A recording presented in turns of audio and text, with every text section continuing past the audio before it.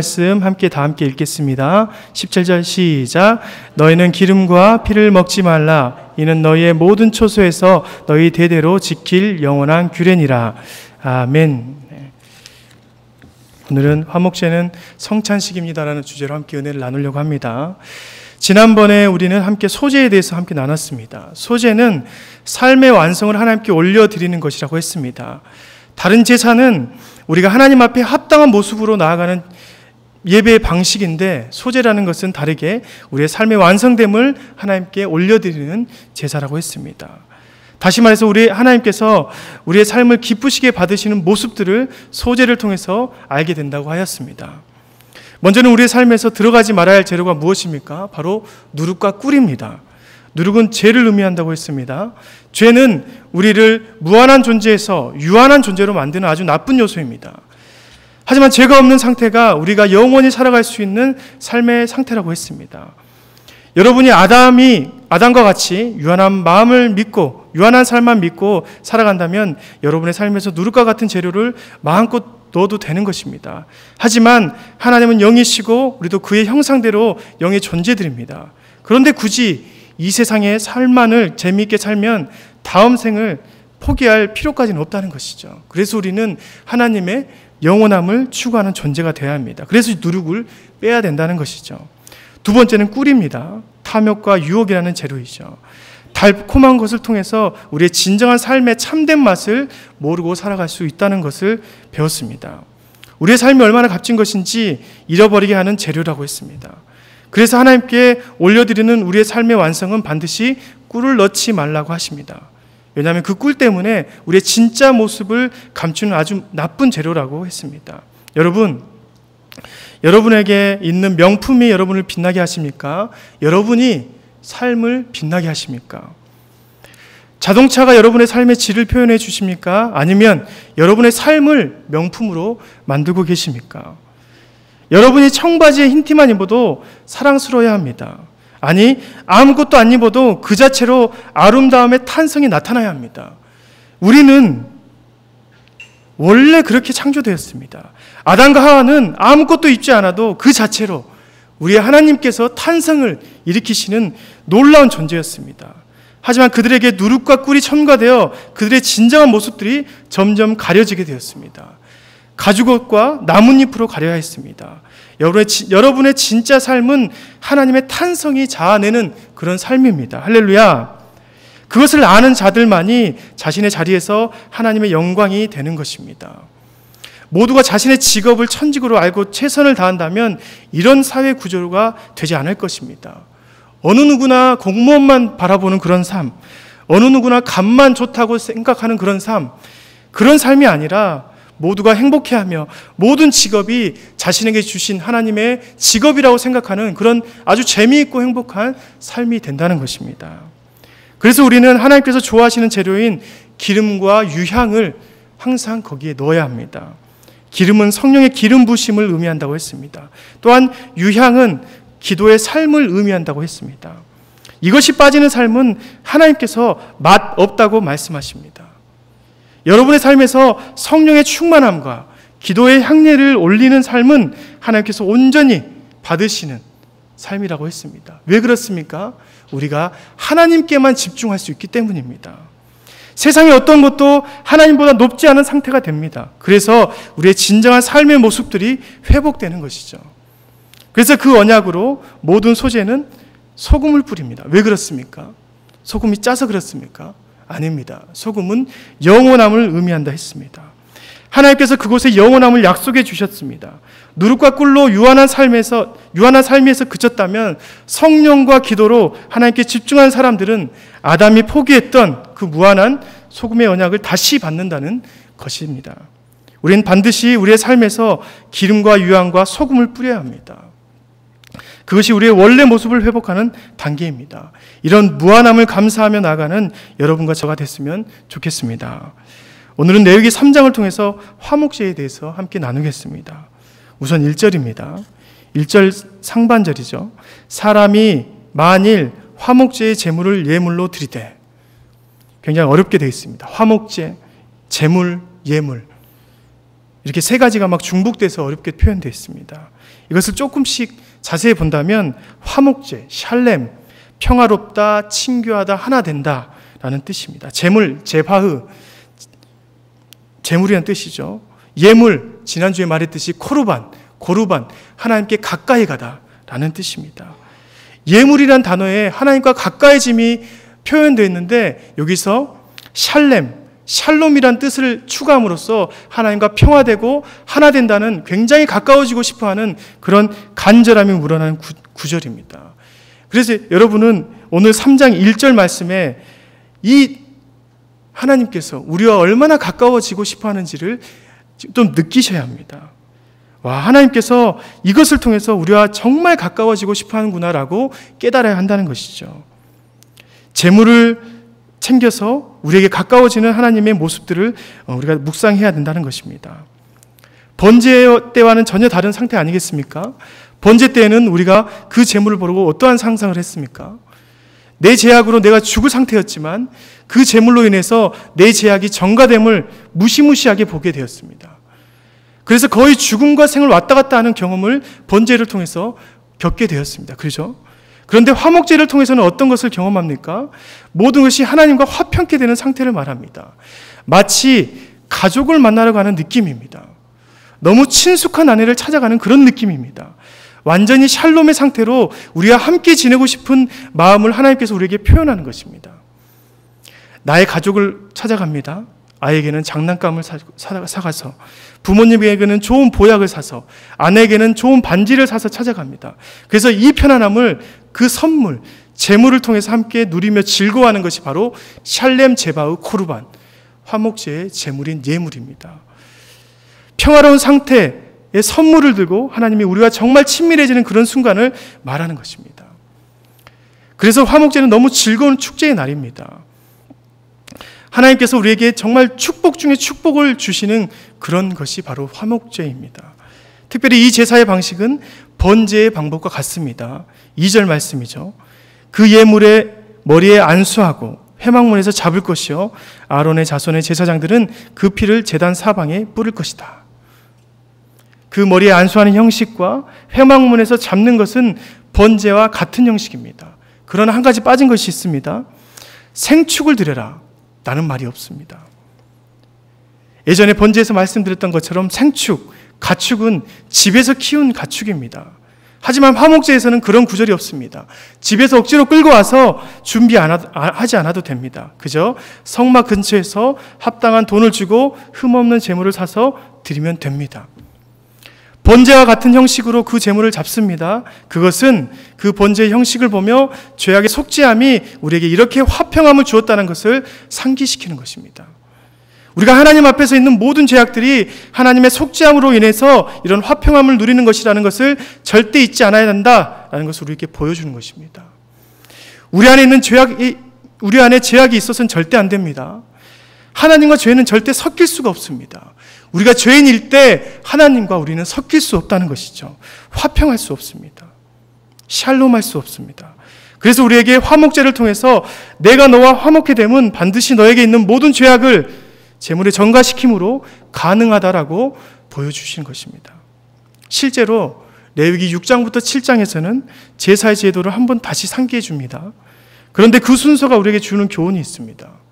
여러분 6장부터 보면 그 순서가 이렇게 되어 있습니다. 한번 보시겠어요? 레위기 6장에 번제 나왔죠. 그 다음에 소제 나왔습니다. 원래 번제 다음에 소제 다음에 뭐가 나와야 됩니까? 화목제가 나와야 되는데 속제제, 속건제, 맨 마지막에 화목제가 나왔습니다. 1장부터 5장까지는 제사의 성격을 말했다면 6장부터 7장까지는 제사의 방법, 절차를 기술해 놓았습니다. 그런데 전체적인 순서를 봤더니 모든 제사가 끝난 뒤에 화목제가 기술되었습니다. 이것은 화목제는 모든 것이 하나님 앞에서 해결함을 받고 나서 그와 이루어질 수 있다는 것을 우리에게 보여주는 것입니다.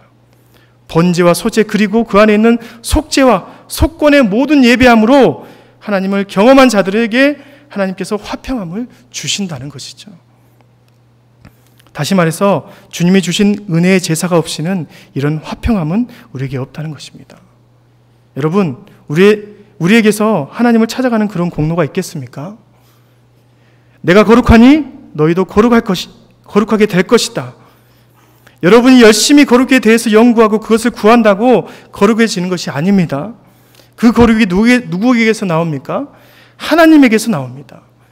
어린 양에서 전해지는 것이 아니라 속죄라는 방법을 통해서 하나님의 거룩성이 나에게 전가되는 것입니다.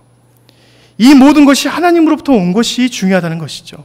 그래서 우리는 그분의 거룩성을 먹고 살아야 합니다. 그분이 거룩하니까 그분의 자녀들은 거룩할 수 있습니다.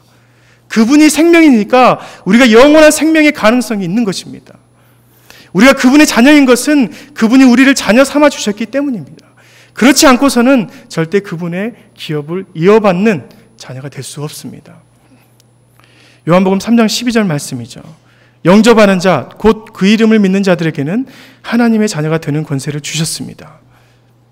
우리가 이 부분을 보고 좀 오해하는 것이 있습니다. 아, 영접하는 자, 우리가 하나님을 영접해야 되는 거 아니냐라고 자랑하는 사람이 있습니다. 여러분, 이것은 정말 무지에서 나오는 말입니다. 여러분, 지금 우리가 생각하는 가장 유명한 사람이 누가 있을까요? 배우 김수현? 굉장히 잘생겼잖아요. 제가 머리를 자르니까 그렇게 생겼다고 하시는 나쁜 사람이 있더라고요. 꽃을 든 남자처럼 굉장히 잘생긴 배우입니다. 가정해 봅시다. 그 사람이 미국 촬영을 마치고 한국에 와서 자기 집에 가는 것이 아니라 석현동 우리 집에 왔습니다. 그런데 그 사람이 우리 집 문을 두드립니다. 그래서 내가 너희 집에 들어가겠다. 너희와 가족이 되고 싶다. 그것도 몇 번을 찾아왔습니다. 그런데 문을 안 열어줍니다. 그런데도 불구하고 몇 날 며칠을 찾아와서 문을 두드립니다. 그래서 간신히 문을 열어보니까 누가 있습니까? 문 앞에 김수현이 있습니다. 그런데 그 사람이 나에게 가족이 되고 싶다고 말합니다. 내가 너를 너무 사랑해서 이렇게 찾아왔다고 말합니다. 여러분, 불가능하다고 생각하십니까? 그런데 김수현 같은 인간이 아니라 온 우주의 창조이시고 전능자 하나님께서 그렇게 우리의 문을 두드리고 있는 것입니다. 그런데 왜 이 문장은 불가능하다고 생각하지 않습니까? 하나님께서 우리의 집을 문을 두드리며 영접해달라고 하고 있는데 말입니다. 그래서 문을 열리는 순간 나를 받아주렴, 내가 너희의 내 혈육, 자녀가 되는 권세를 주겠다라고 말을 하는 것입니다. 엄청난 것입니다. 사도 요한은 이것을 이렇게 말합니다. 요한복음 1장 14절이죠. 말씀이 육신이 되어 우리 가운데 거하심에 우리가 그의 영광을 보니 아버지의 독생자의 영광이요 은혜와 진리가 충만하였더라. 문이 열리는 순간 영광을 보게 됩니다. 김수현이라는 잘생긴 배우가 우리 가정에 찾아와도 그 영광으로 입을 다물지 못할 텐데 우리가 문을 열었는데 전능자 하나님께서 들어오신다고 영접해달라고 하십니다. 그분의 영광이 얼마나 크겠습니까? 그러지 않습니까? 눈물을 흘리지 않는 사람이 있겠습니까? 하나님이 어떤 분인지 알면 우리는 당연히 그의 영광을 볼 수밖에 없습니다. 그분을 보는 순간 은혜와 진리가 충만해집니다. 우리가 친밀해지고 화평해지기 위한 그분의 노력은 과히 엄청난 것입니다. 미국에서 우리에게 오는 수준이 아닙니다. 온 우주를 뚫고 오신 그분의 두드림을 우리가 느끼는 순간 말로 다할 수 없는 은혜가 된다는 것입니다. 그리고 진리, 모든 것이 완벽하게 풀리는 수학적인 것이나 생물학적인 것이나 과학적인 모든 것들이 예수 그리스도로 풀리는, 그분으로 풀리는 답을 찾을 수 있는 진리가 우리 안에 거하게 된다는 것이죠. 그래서 은혜와 진리가 충만해진다. 하나님께서 이 불가능한 일을 해내셨습니다. 여러분, 그분이 우리를 찾음이 노력이 없었다면 우리는 그분을 절대 영접할 방법이 전혀 없습니다. 여기에서 우리가 문을 열었다고 자랑한다면 그만큼 어리석은 사람이 없을 것입니다. 온 우주를 뚫고 온 그분의 공로가 큽니까? 우리가 고작 문을 열어주는 수고가 큽니까? 그것은 수고라고 하지도 않습니다. 이것은 반응이라고 합니다. 이 반응은 엄청 늦었죠. 우리를 얼마나 찾고 계셨는데. 마치 그분이 우리의 삶에서 자신과 함께하기 위함을 위해서 이곳에 내려오신 것과 같은 것입니다. 화목제물은 이런 의미입니다. 샬렘 제바 코르반. 우리에게 이런 느낌이 있어야 합니다. 주님의 아버지의 영광이 느껴져야 합니다. 우리가 그분을 만나러 가는 것이 아니라 오늘 이 화목제물의 예물은 그분이 우리를 찾아오신 느낌이 되살아나야 합니다. 너무 기다렸던 우리 아버지가 우리 집에 다시 옵니다. 많은 선물을 들고 우리 가정에 다시 입성하신 것입니다. 우리는 그분을 들고 있는 그 선물을 보고 너무 기뻐해야 합니다. 그분의 선물이 무엇입니까? 속죄, 구원, 그분의 영광, 은혜, 진리, 이 모든 것을 보고 우리가 기뻐해야 한다는 것이죠. 화목제물은 그분이 우리에게 주신 축복 중에 축복입니다. 그래서 번제와 같은 형식을 취하지만 그것을 처리하는 방식이 전혀 다릅니다. 번제는 그것을 전부 태워 없애라 했습니다. 화목제물은 이것은 하나님으로부터 오는 친밀함이기 때문에 그것을 우리에게 먹으라라고 하신 것입니다. 레위기 3장 3절부터 5절까지 말씀에서 하나님께 화제로 드리는, 하나님께 바치는 것이 무엇입니까? 내장이 덮인 기름, 모든 기름, 간에 붙은 기름, 콩팥에 붙은 기름 다 떼어서 하나님께 어떤 것을 바칩니까? 기름을 떼어서 그것을 갖다 버리는 것이 아니라 떼어낸 기름을 하나님께 바칩니다. 그것을 태워서 화제로 드립니다. 그러면 나머지는 어떻게 했습니까? 좋은 것, 맛있는, 영양가 있는 내장, 누가 먹습니까? 좋은 것은 우리가 먹고 그분은 기름만 드십니다. 기름을 바치는 것입니다. 이것을 보고 전주 화평교회 이영재 목사님은 이렇게 설명하는 것을 들었습니다. 그분이 몸에 나쁜 것, 기름을 가져간 이유는 어떤 것인가? 먹고 마시며 노는 것처럼 보인 것 같지만 그것은 그저 먹고 마시는 것이 아니다. 하나님의 말씀과 은혜대로 살다 보면 모든 것이 지방이 빠진 멋있는 근육질 몸매로 바뀐다는 것입니다. 하나님의 은혜가 회복되는 곳에는 풍요롭지만 그곳에는 올바른 모습으로 회복됨이 있다는 것입니다. 주님의 풍성함 가운데 거하지만 주님이 말씀하신 것에 순종하면 그곳에 질서가 바로 잡히고 그 가운데 즐거움과 축제의 현장이 지속될 것이라고 말하는 것입니다. 또 한 가지 더 있습니다. 레위기 19장에 있습니다. 19장에서 보면 화목제물을 먹는 기간이 나와 있습니다. 레위기 19장 5절부터 8절 말씀입니다. 19장 5절부터 8절 말씀 제가 읽겠습니다. 너희는 화목제물을 여호와께 드릴 때 기쁘게 받으시도록 드리고 그 제물은 드리는 날과 이튿날에 먹고 셋째 날까지 남았거든 불사르라. 셋째 날에 조금이라도 먹으면 가증한 것이 되어 기쁘게 받으심이 되지 못하고 그것을 먹는 자는 여호와의 성물을 더럽힘으로 말미암아 죄를 담당하리니 그가 그의 백성 중에서 끊어지리라. 화목제로 드리는 것은 하나님께 드린 기름은 빼고 살코기를 먹는데 2일까지만 먹습니다. 3일은 먹지 않습니다. 3일째 먹으면 어떤 사람? 가증한 자. 부정한 것보다 더 심각한 가증하다, 냄새나다, 폐역하다. 그런 자들이 됩니다. 왜 그렇습니까? 기한을 정해주지 않으면 그것이 남게 됩니다. 그러면 어떻게 되겠습니까? 자신의 재산이 됩니다. 살코기가 변해서 기름덩이가 되는 것입니다. 서로 하나님 앞에 주님의 영광과 친밀함을 감사하는 축제가 되어야 되는데 그것을 챙기기에 급급한 그런 가증한 민족이 된다는 것입니다. 그래서 그것을 3일째 되는 날에는 먹지도 않고 다 태워버렸습니다. 여러분, 화목제는 먹는 것을 떠나서 하나님의 영광에 참여하는 것이고 주님의 은혜와 진리를 경험하는 그런 축제입니다. 그 안에 어떠한 사람의 욕심도 첨가되어서는 안 됩니다. 하나님만 높이며 감사하는 그런 축제의 날이어야 합니다. 사랑하는 성도 여러분, 하나님과 친밀하게 나아갈 때 어떠한 욕심도 있어서는 안 됩니다. 왜 그럴까요? 그분이 내가 경험하는 가장 큰 풍성함이기 때문입니다. 그분이 있으면 우리는 일평생 쉴만한 물가에서 살아갈 수 있는 것입니다. 그분은 우리의 가장 교활하고 악한 원수의 목전에서도 나에게 밥상을 차려주시는 그런 분입니다. 상상이 가십니까? 나에게 전쟁과 같은 삶에서 그분이 주시는 날은 날마다 쉴만한 물가와 밥상이 있는 날입니다. 끊어지지 않습니다. 여러분이 믿으면 그렇게 되는 것입니다. 여러분, 하나님께서 그런 삶을 주시는데 우리가 그분 안에 거하면 얼마나 평안하겠습니까? 그러니까 우리가 주님과 친밀해지는 모든 순간에는 우리의 모든 것들을 내려놓아야 합니다. 뭔가를 더 얻으려고 주님을 찾으면 안 됩니다. 주님과 친밀해지기 위한 그 순간에는 어떠한 요구를 하는 것이 아니라 주님을 만나기를 간구해야 합니다. 주님을 얻기를 원해야 합니다. 주님은 나의 기업입니다. 주님은 나의 전부입니다. 시편 18절 1절이죠. 나의 힘이신 여호와여, 내가 주를 사랑합니다. 여호와는 나의 반석이고 요새이고 나를 건지시는 이십니다. 나는 나의 하나님이고 내가 그 안에 피할 나의 바위이십니다. 방패이십니다. 나의 구원의 뿌리십니다. 나의 산성이십니다.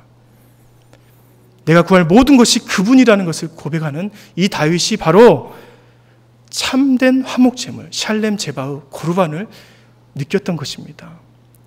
이것을 레위기는 이렇게 고백합니다. 레위기 20장 26절 말씀입니다. 너희는 거룩할지어다. 이는 나 여호와가 거룩하고 내가 또 너희를 나의 소유로 삼으려고 너희를 만민 중에서 구별했다라고 말합니다. 내 소유로 삼겠다 말합니다. 사랑하는 성도 여러분, 우리가 그분의 거룩성을 공유해야 합니다. 그분이 주신 그 화목제물을 통해서 우리에게 전가되는 그 거룩성을 우리는 받아 누려야 합니다. 그런 점에서 이 화목제물은 신약에 와서 예수님께서 보여주셨던 성찬식과 같습니다. 예수님께서는 그렇게 긴박한 밤에, 자기를 죽이려고 했던 그런 긴박한 밤에 성찬식을 하셨습니다. 떡과 포도주를 떼어주셨습니다. 자신의 살과 피니까 이걸 나눠 먹으라. 그리고 기념하라고 말씀하셨습니다.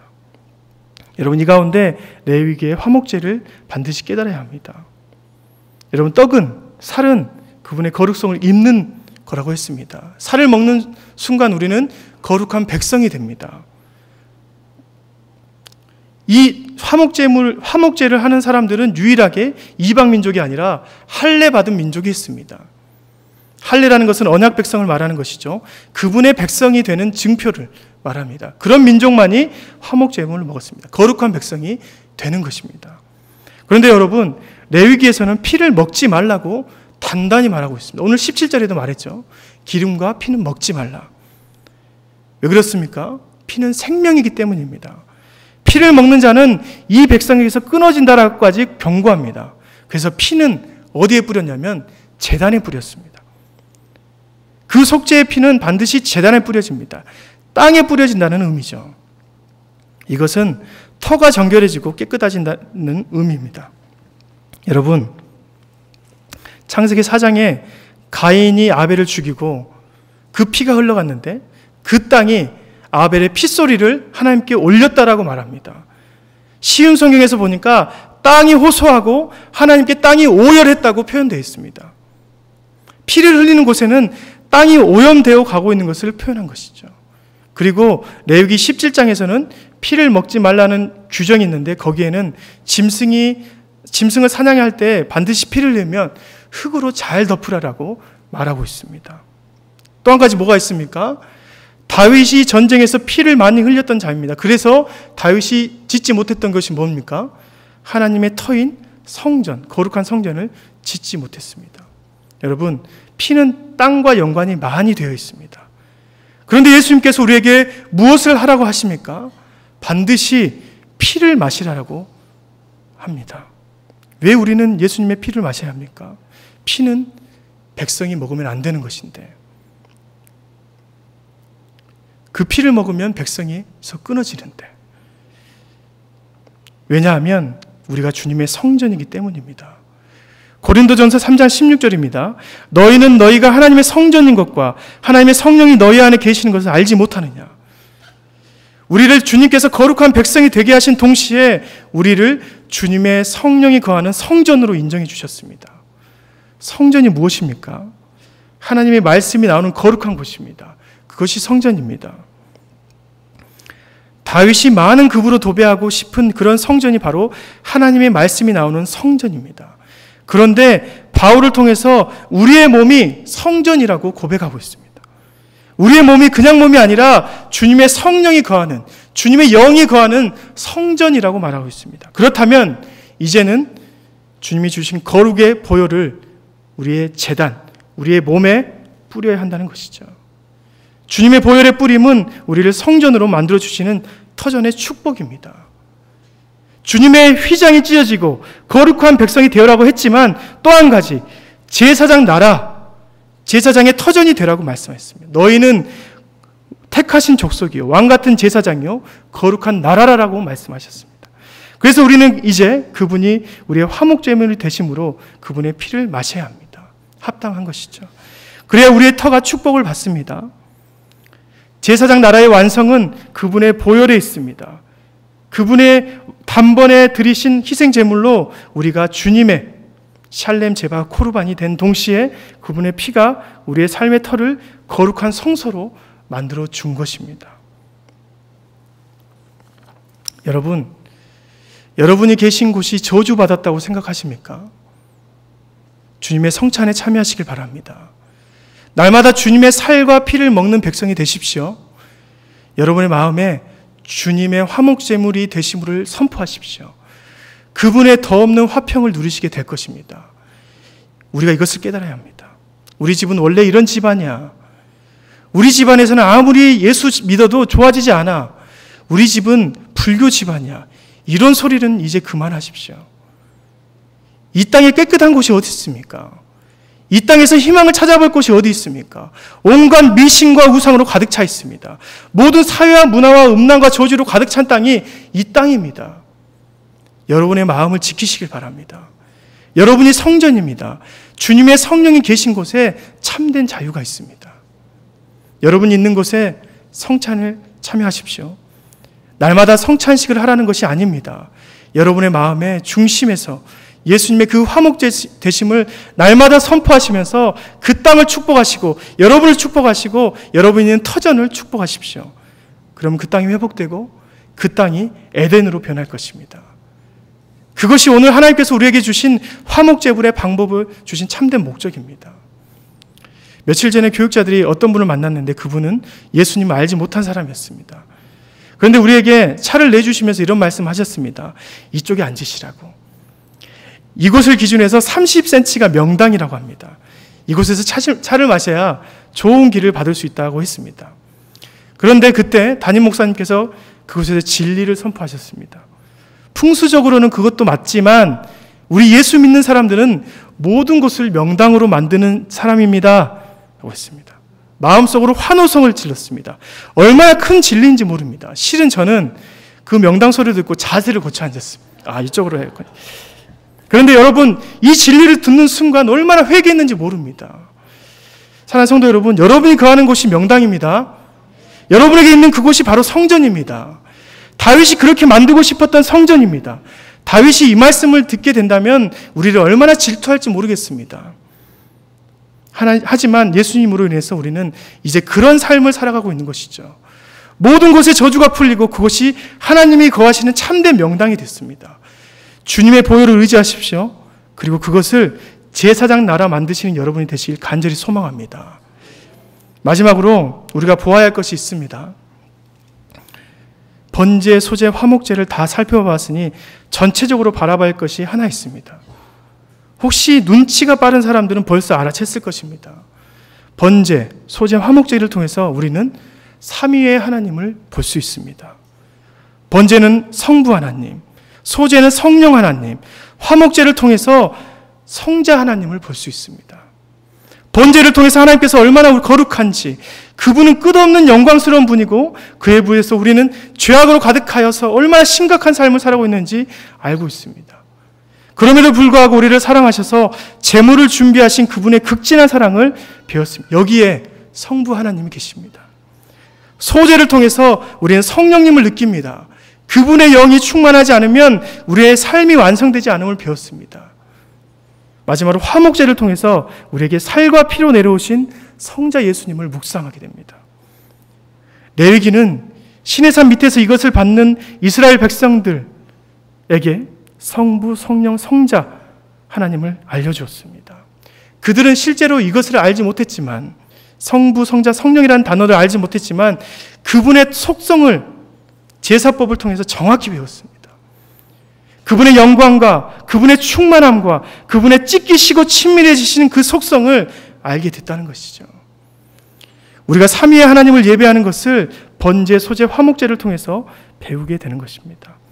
우리의 예배는 이 삼위의 하나님께서 함께 역사하시는 작업입니다.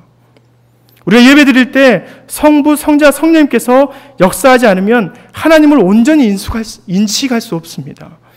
그분의 영광을 바라보지는 무식한 이 죄인들을 예수님이라는 참된 중보자로 인해서 그분의 영광을 보게 하시고 또한 성령님을 통해서 무한하신 감격과 깨달음과 기쁨을 맛보게 하는 것이 예배입니다.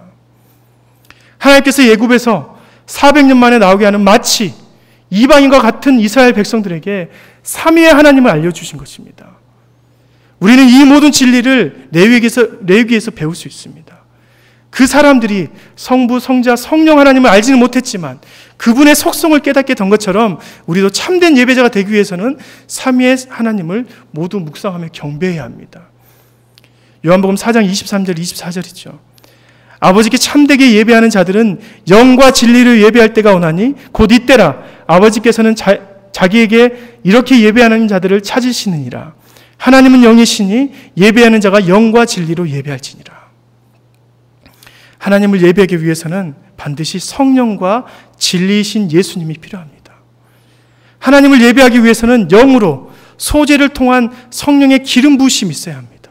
그리고 진리, 화목제물이 되셔서 이 땅 가운데 살가 피로 오신 예수님으로 나아가야 합니다. 23절에 이런 자들을 아버지께서 찾으신다고 말씀하십니다.